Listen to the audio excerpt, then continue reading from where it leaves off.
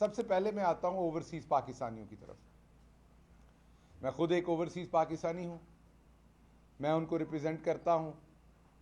आप जितनी बार मर्जी कहें, आप इस चीज़ को अंडरस्टैंड नहीं कर सकते जब तक आप ओवरसीज पाकिस्तानी नहीं होते।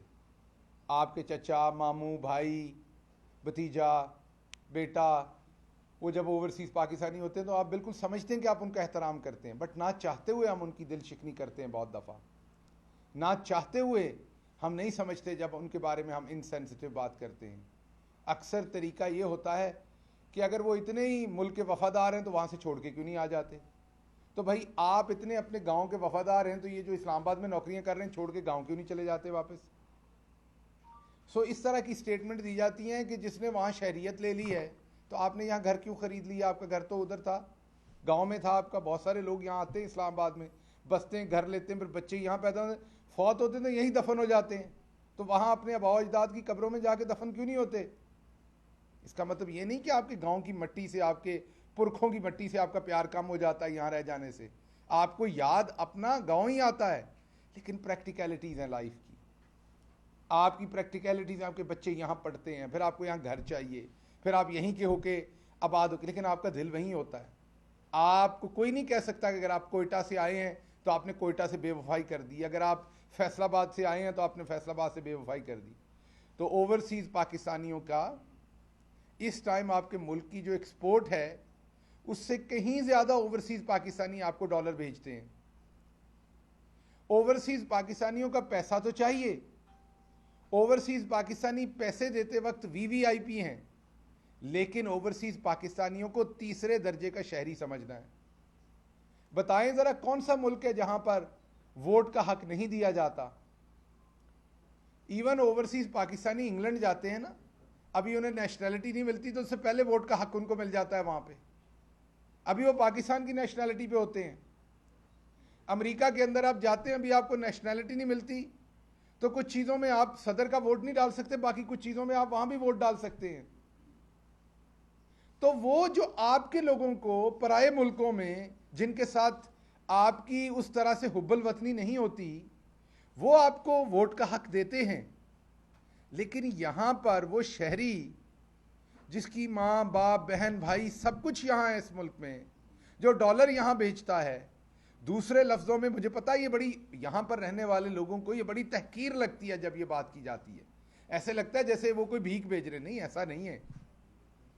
अगर आप माँ के 3 बेटे हैं और आप माँ के साथ रहते हैं तो कोई दूसरा भाई माँ को पैसे बेचता है तो वो कोई ताना नहीं है, वो अपना फ़र्ज़ अदा करते हैं पैसे बेच के। ये उनका भी मुल्क है।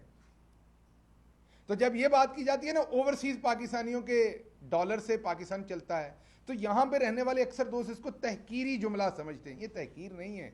उसी कौम के बेटे हैं, उनका फ़र्ज़ है यहाँ पर पैसे भेजना, बेटियाँ हैं इसी कौम की, लेकिन फिर उनको इज्जत भी इसी कौम वाली आप दें। जब उस तरफ उनका फ़र्ज़ है तो फिर उनके हकूक़ भी हैं इस मुल्क के ऊपर। आप किस तरीके से ओवरसीज़ पाकिस्तानी का वोट ख़त्म कर सकते हैं। तो इसलिए ये जो साजिश होने लगी है कि ओवरसीज़ पाकिस्तानियों को जो 75 साल के बाद इमरान खान ने वोट का हक दिया, और सिर्फ ये पाकिस्तान नहीं देता, ये आपने देखा होगा कि ये वोट का हक जो है ये दुनिया के बेशतर ममालिक देते हैं। तो आपने भी वही किया जो दुनिया के दूसरे मुल्क जैसे अपने शहरियों को इज्जत देते हैं, आपने भी दी है।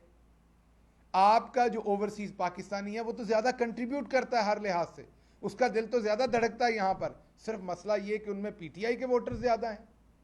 अब आप इस तरह से फैसले लेंगे, कल किसी जगह पर नून के वोटर ज़्यादा होंगे तो उनके खिलाफ आइन का फैसला हो जाएगा। ऐसा नहीं कीजिए। ओवरसीज़ पाकिस्तानी इस मुल्क का सरमाया है, इस मुल्क के बेटे और बेटियां हैं। वो बाहर से ना सिर्फ पैसा बल्कि वो प्यार, मोहब्बत, वफादारी भेजते हैं जो शायद यहाँ पर बैठे हुए लोगों के भी दिल में उतनी तकलीफ पाकिस्तान की नहीं होती जितनी वहाँ, क्योंकि वो वतन से दूर हैं, अपने माँ बाप की कब्रों से दूर हैं। तो ये मेरे बहुत सारे दोस्त हैं, मैं नाम नहीं लेता, सहाफ़ती दोस्त हैं, बड़े सीनियर एंकर हैं, वो कहते हैं अगर वो इतने वफादार हैं तो वहाँ से छोड़ के क्यों नहीं आ जाते। और भाई आप इतने वफादार हैं तो वापस क्यों नहीं चले जाते अपने गाँव में, इस्लामाबाद क्यों बैठे हैं। तो ये तो एक ज़रिया माश है, इसमें वफादारी और बेवफाई की बात नहीं है। आपने यहाँ नहीं देखा जो यहाँ बैठे हैं वो मुल्क को बेचते हैं। यहाँ बैठने वालों ने ड्रोन हमलों के खिलाफ बेचा, यहां बैठने वालों ने किस किस चीज के ऊपर मुल्क को नहीं बेचा? तो पहली बात तो यह है कि पाकिस्तान तहरीक इंसाफ हर सूरत इसके ऊपर अपना रद्द-ए-अमल देगी, स्ट्रीट पावर यूज करेगी, रेजिस्ट करेगी। पूरी दुनिया में जो पाकिस्तान के सफारत खाने होंगे उनके बाहर एहतजाज होंगे, पूरी दुनिया के सामने एहतजाज करेंगे। ओवरसीज पाकिस्तानीज का वोट हम वापस नहीं होने देंगे।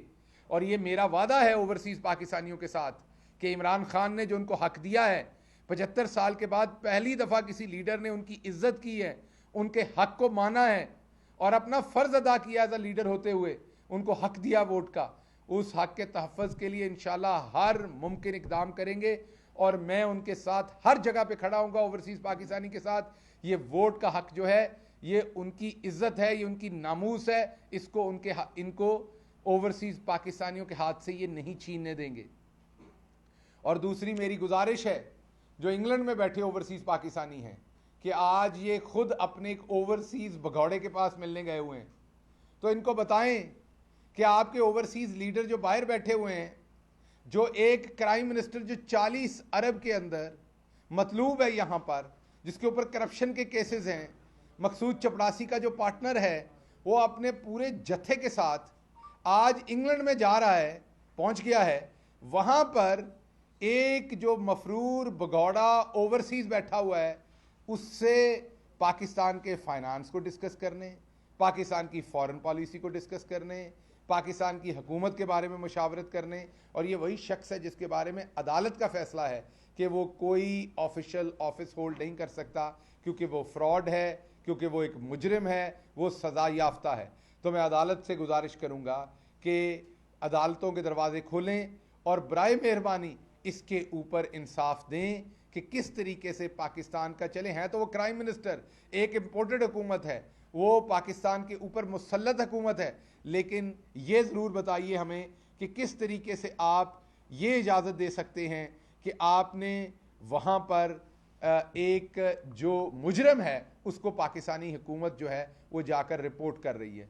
तो पहली बात तो ये है जो ओवरसीज़ के हकूक़ हैं, और ये जो इम्पोर्टेड हुकूमत वहाँ ओवरसीज़ से हुकूमत चलाना चाह रही है, जाकर एक भगौड़े से किसी और ओवरसीज़ पाकिस्तानी से मुलाकात करें, समझ आती है। एक मफरूर मुजरम भगौड़ा जो ओवरसीज़ पनाह लिए बैठा है, ये है असल गद्दार। गद्दार वो ओवरसीज़ नहीं है जो सारा काम करके और सारा पैसा और सारी वफादारी पाकिस्तान में भेजता है। ये है वो असल बंदा जो वहाँ पर हिंदुस्तान के हों या इजराइल के हों या दूसरे ममालिक की सीक्रेट एजेंसीज के लोग हों, उनके साथ मुलाकातें करता है, वहाँ से साजिश बनाता है और उस साजिश के तहत पर हुकूमत यहाँ बदली जाती है।